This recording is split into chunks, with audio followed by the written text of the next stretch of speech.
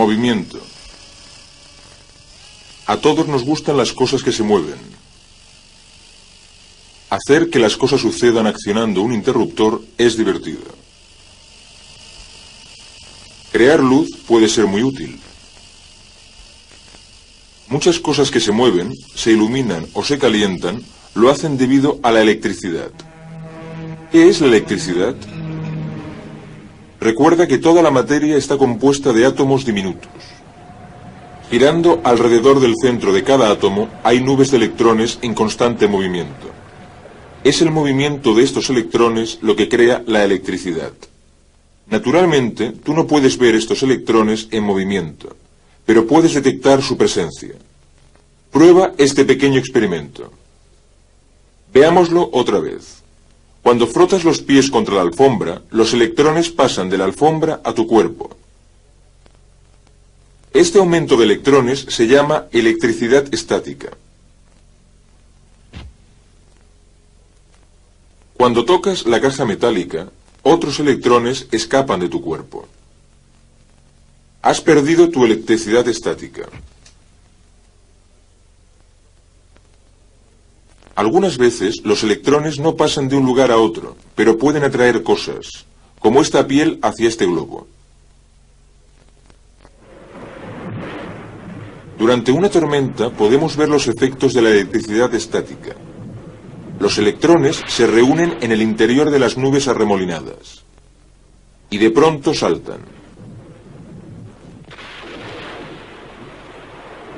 En menos de un segundo, millones de electrones pasan de las nubes a la Tierra. Aunque es muy espectacular, esta forma de electricidad estática no es muy práctica. Hay otra clase de electricidad, llamada corriente eléctrica, que fluye de forma constante. La corriente eléctrica impulsa este tren. Nosotros no podemos ver los electrones.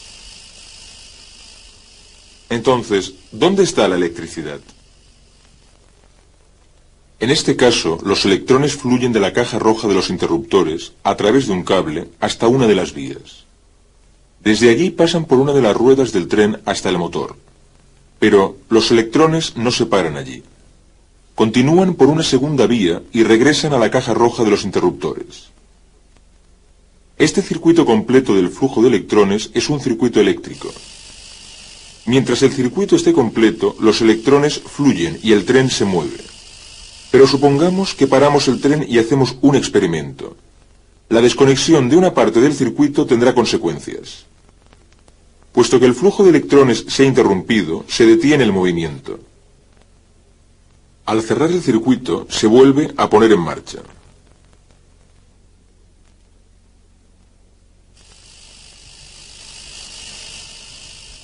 Los dispositivos que nos permiten abrir y cerrar los circuitos se llaman interruptores.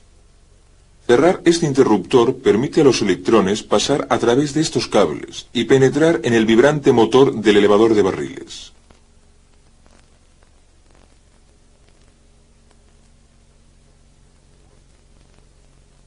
Lo mismo ocurre con la luz del frigorífico.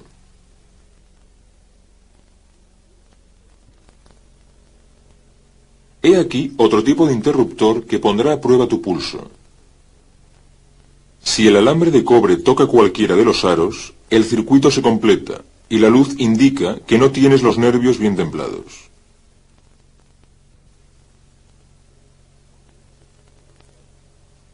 Pero, ¿por qué la mayor parte de los cables que transportan electricidad están hechos de cobre y recubiertos de plástico? Para averiguarlo, podemos hacer este sencillo juego. Las tiras de cobre de este tablero forman un circuito que solo puede ser cerrado cuando una moneda toca dos tiras a la vez.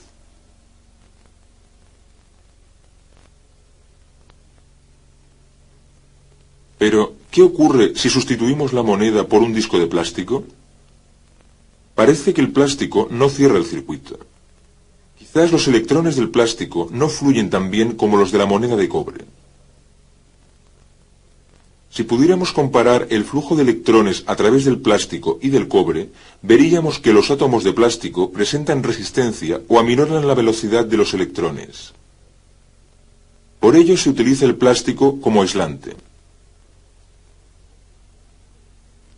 Por otra parte, el cobre ofrece una resistencia menor y permite a los electrones fluir más fácilmente. Por eso se considera un buen conductor. Vemos que la resistencia de un conductor depende de la substancia de que está hecho. Pero la resistencia también depende de la longitud del conductor. Estos cables fueron cortados del mismo carrete, pero uno es corto y el otro es muy largo. La luz del alambre largo brilla débilmente, mientras que la del alambre corto es algo más intensa. Parece que la cantidad de electrones del cable largo disminuye el flujo de electricidad, debilitando la luz. Además del material y de su longitud, otro factor influye en la resistencia de los conductores. ¿Puedes ver la diferencia entre estos dos cables de cobre? ¿Pasarán los electrones más fácilmente por el grueso o por el delgado? Para ayudarnos a resolverlo, imaginemos que estamos mirando una autopista. Es una hora punta, pero el tráfico discurre con bastante fluidez. Ahora imagina que hay zonas de la autopista cerradas por obras. Los mismos vehículos deben pasar por menos carriles. La velocidad del tráfico disminuye. Ahora imagina que los coches son electrones. El conductor más grueso deja pasar los electrones con mayor facilidad que el delgado. Podemos decir que el delgado tiene una resistencia mayor. Los conductores de alta resistencia se utilizan para obtener energía luminosa. El delgado filamento de esta bombilla al vacío brilla mientras la electricidad pasa por él. La falta de aire evita que se queme. Para lanzar un cohete necesitamos un cable delgado que se caliente muy rápidamente. Si lo colocamos dentro del propulsor, podemos presenciar el despegue.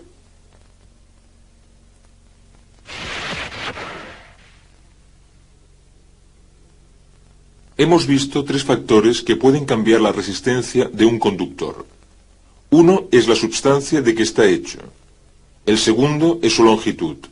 Cuanto más largo es un conductor, mayor es su resistencia. El tercero es su grosor. Un conductor delgado tiene una resistencia más alta que uno grueso. Pero, ¿qué hace que fluyan los electrones?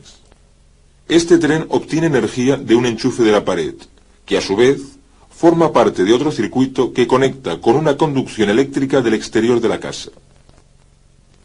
Esta conducción conecta con otras hasta alcanzar la fuente original, a menudo muy alejada.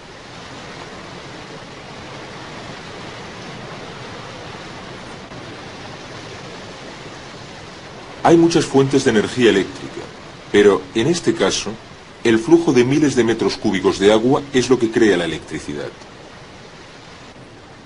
Parte de este agua discurre por debajo de este edificio, llamado planta generadora hidroeléctrica.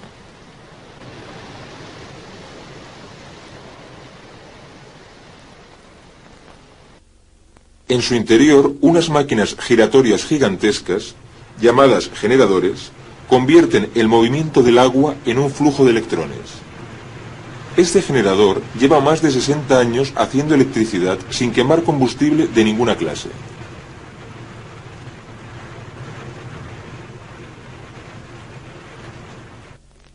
En las bicicletas suele haber un generador pequeño que convierte el movimiento de una rueda en electricidad para los faros.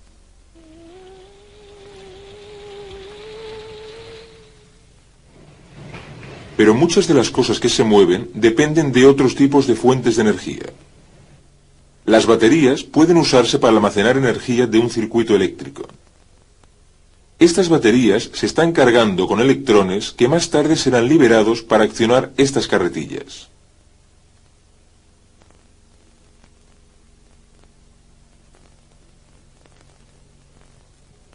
He aquí una batería que funciona a base de zumo de manzana.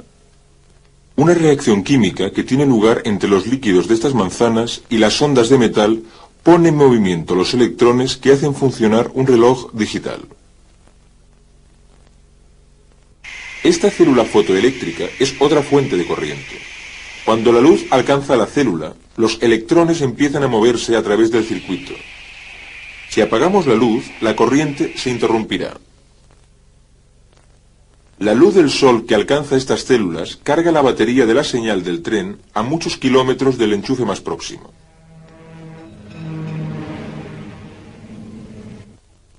En el espacio, los astronautas tampoco disponen de conducciones energéticas. Los científicos están desarrollando formas muy sofisticadas de generar electricidad. Miles de células fotoeléctricas han sido incorporadas a este panel gigante. Al desplegarse el panel en dirección al Sol, millones de electrones empiezan a fluir a través de los circuitos de la nave espacial. Quizá estas tecnologías podrán, algún día, conducirnos a nuevas fuentes de electricidad.